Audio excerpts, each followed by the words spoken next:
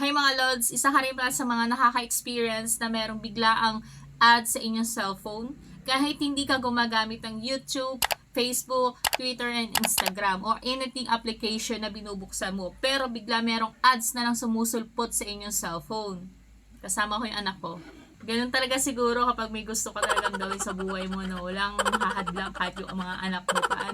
Ito, kasama ko habang nag-video.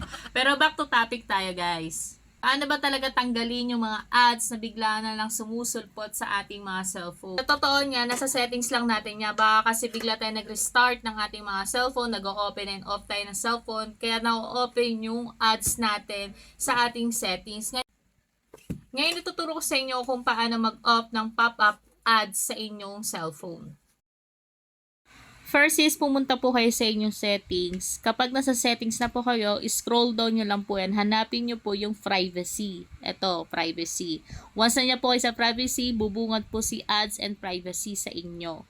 And then, i-click po natin yan. Kapag na-click nyo na po yan, pag ganito po yung settings nyo, ibig sabihin, hindi na po kayo papasukan ng kahit anong apps, kahit anong paggamit nyo ng mga applications, or sa pag-open nyo sa cellphone nyo, hindi na po yan, bigla na lang bubungad sa inyong mga apps. So, i-on nyo lang po yan. Kapag nakaganito naman po, ibig sabihin, naka-off po yan. Ngayon, i-on nyo po yan. So, yun lang po, napakadali lang po gawin. So, sana nakatulong po sa inyo. Kung nagustuhan nyo itong videos na to, please don't forget to like this video and subscribe to me for more tips and tutorial. Thank you and God bless.